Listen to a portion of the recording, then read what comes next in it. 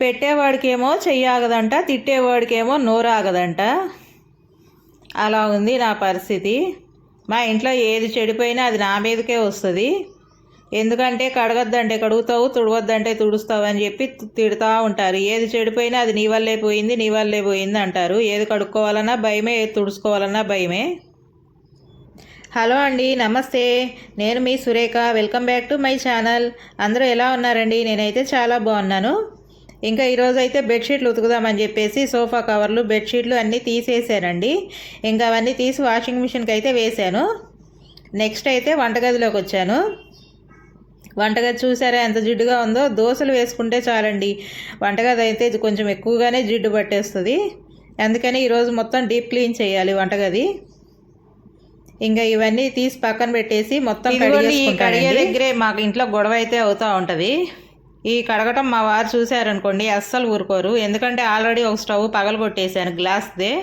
ఎక్కువ కడగటం వల్ల హీట్ ఎక్కువైపోయి కడిగి దాంట్లోకి వాటర్ వెళ్ళిపోయి గ్లాస్ కిందకి పగిలిపోయిందండి మొత్తం స్టవ్ అయితే. ఈ స్టవ్ కొనేటప్పుడే చెప్పారు ఎక్కువ కడగకూడదండి, తుడుచుకుంటే సరిపోతుంది అని. కానీ నేను వారానికి 2 సార్లు మాత్రం కడగకుండా అసలు ఉండలేను. రోజు అయితే సోప్ వాటర్ వేసి తుడుస్తూ ఉంటాను. వారానికి 2 సార్లు మాత్రం కడిగేస్తాను. సోమవారం రోజు, గురువారం రోజు. ఇంకా సండే రోజు అంటే నాన్ వెజ్ వండుతాం కాబట్టి ఇంకా మండే రోజు మొత్తం డీప్ క్లీన్ అయితే చేసేసుకుంటాను. ఇంకా గురువారం, శుక్రవారం, శనివారం ఈ 3 రోజులు ఇంకా లైన్గా పూజలు మామూలుగా ఇంకా స్పెషల్ కాబట్టి ఇంకా ఆ రోజు క్లీన్ చేసుకుంటాను, డీప్ క్లీన్ చేస్తాను. ఇంకా స్టవ్ కడగటం చూసారంటే మాత్రం అస్సలు ఊరుకోరు. ఇంకా హాల్లో కూడా డస్టింగ్ చేసేటప్పుడు అవన్నీ కదిలిస్తూ ఉంటాను కదా, నెట్ పోయినా కూడా ఊరుకోరు. మళ్ళీ అన్నీ కడుగుతూ ఉంటావు, తుడుస్తూ ఉంటావు, నీ వల్లే పోయినాయి అని అంటూ ఉంటారు. అందుకని వాళ్ళందరూ వెళ్ళిపోయినప్పుడు మాత్రం ఇలా కడిగేస్తూ ఉంటాను. ఉదయాన్నే వంట అయిపోతుంది కాబట్టి ఇంకా ఇప్పుడు కడిగేసి పెట్టానంటే ఈవినింగ్ వరకు దీనిపైన పనే ఉండదండి నాకు. ఇంకా టిఫిన్లు కూడా అయిపోతాయి ఉదయాన్నే. టిఫిన్లు, వంట అన్నీ అయిపోతాయి. ఇంకా పనమ్మాయి కూడా 8:30కి అలా వస్తుంది కాబట్టి ఆ టైంకి మొత్తం కడిగేసి పక్కన పెట్టానంటే కింద కొంచెం వాటర్ పడినా తుడిచేసి వెళ్ళిపోతుంది అనే ఉద్దేశంతో ఉదయాన్నే ఇలా కడిగేస్తూ ఉంటాను. మొత్తం సోప్ వేసి మొత్తం రుద్దేశానండి. బ్యాక్ సైడ్ టైల్స్ కూడా మొత్తం రుద్దేశాను. ఎక్కువ జిడ్డు అయితే ఉండదండి, ఎందుకంటే ఎప్పుడు తుడుస్తూనే ఉంటాను కదా, అందుకని. వాళ్ళు చెప్పేది చెప్తానే ఉంటారు, మనం చేసేది చేస్తూనే ఉంటాము. చేయకుండా ఎక్కడ ఆగిద్దండి, కాలు చెయ్యి అస్సలు ఆగదు. శుభ్రం ఎక్కువ ఉన్నోళ్ళు అంతేను. ఆరోగ్యం బాగోపోయినా లేచి చేసుకోవాల్సిందే. అలా చూస్తా మాత్రం అస్సలు ఉండలేము. ఇంకా ఇదంతా కడిగేస్తున్నాను నీట్గా. నాకైతే కిచెన్ నీట్గా లేకపోతే మొత్తం చికాకుగా అనిపిస్తూ ఉంటుంది. అసలు ఇంకా ఇవి కడిగి తుడిచేదాకా అసలు నాకు వేరే పని మీద కూడా వెళ్ళదు ధ్యాస అయితే. ముందు కిచెన్ అయితే క్లీన్ చేస్తాను, తర్వాత ఏ పని అయినా చేసుకుంటాను. ఎప్పటికప్పుడు కడిగి తుడిచేసుకుంటే ఎంతసేపు పడుతుందండి కిచెన్ కడుక్కోవటానికి కూడా? 10 నిమిషాలు, మా అంటే 15 నిమిషాలు పడుతుంది, అంతకన్నా ఎక్కువ అయితే ఏం పట్టదు. ఇంకా అలాగే పెట్టుకొని రేపు కడుగుదాం, ఎల్లుండి కడుగుదాం అనుకునేటప్పటికి ఇంకా కిచెన్ క్లీన్ చేయాలంటే గంటలే టైం తీసుకుంటారు కొంతమంది. నేనైతే అసలు అలా ఎప్పుడు పెట్టుకోను, ఎప్పటికప్పుడు క్లీన్ చేసుకుంటూ ఉంటాను. ఇదిగోండి మొత్తం కడిగేసుకున్నాను, వాటర్ అంతా తీసేసాను. ఇప్పుడు స్పాంజీ స్క్రబ్ తోటి మొత్తం తుడిచేసుకుంటాను. కడగని రోజు ఈ స్క్రబ్ తోటే మొత్తం సోప్ వాటర్ వేసి తుడుచుకుంటాను అనమాట. 2 డేస్ తుడుస్తాను, ఒక రోజు కడుగుతాను అనమాట. ఇంక ఇలా చేసుకుంటూ ఉంటాను. ఇంకా సాయంత్రమే కాబట్టి వంట చేసేది అప్పటికైతే మొత్తం స్టవ్ కూడా మొత్తం ఆరిపోయి ఉంటుందిలేండి. ఇలా కడిగిన వెంబటే మాత్రం మనం స్టవ్ అయితే ఆన్ చేయకూడదండి, అప్పుడే ప్రాబ్లం అవుతుంది. పోయినసారి నేను గ్లాస్ స్టవ్ ఉన్నప్పుడు అలాగే చేశాను, మొత్తం పగిలిపోయింది. అందుకని అప్పటి నుంచి నేను పనంతా అయినాకే కడిగేస్తూ ఉంటాను.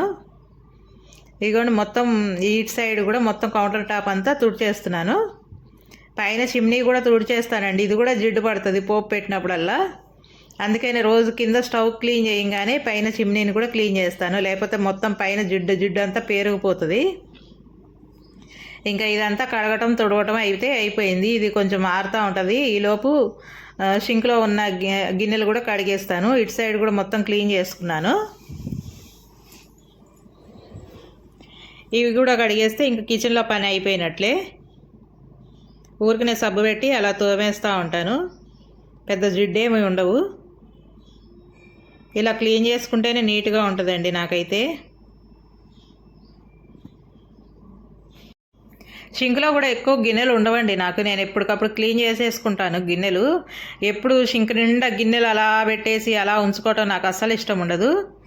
ఒక పక్క వంట చేసుకుంటున్నా కూడా వచ్చిన 2-3 గిన్నెలు కూడా అక్కడే కాబట్టి కడిగేసుకొని పెట్టేస్తూ ఉంటాను పక్కన. అంతేగాని మొత్తం వంట అంతా అయినాక పనంతా అయినాక కడుగుదాంలే అని అలా అయితే అసలు ఎప్పుడు పెట్టను. నాకు పనమ్మాయి వచ్చేది ఓన్లీ ఇల్లు తుడిచి ఊడవటం వరకే. ఇంకా మిగిలిన పనులన్నీ నేనే చేసుకుంటాను. అది హెల్త్ బాగోనప్పటి నుంచి పెట్టుకోవాల్సి వచ్చింది. కొంచెం పని తొందరగా అవుతుందిలే, పూజ కూడా కొంచెం పొద్దున్నే 10 చేసేసుకోవచ్చు అనే ఉద్దేశంతో పెట్టుకున్నాను, అంతేను. ఇగోండి ఇవి కూడా క్లీన్ అయిపోయినాయి. ఇంకా ఇవి కొంచెం నీళ్లు కారిన తర్వాత స్టవ్ పైన అయితే పెట్టుకుంటాను. మొత్తం క్లీన్ అయిపోయిందండి. షింక్ కూడా మొత్తం తోమేసుకున్నాను నీట్గా. కిచెన్ అంతా చూడండి ఎంత నీట్గా ఉందో. ఇంకా ఇలా ఉంటుంది నా కిచెన్ అయితే. ఇంకా ఈవినింగ్ వరకు ఇంతే నీట్గా కనిపిస్తుందండి.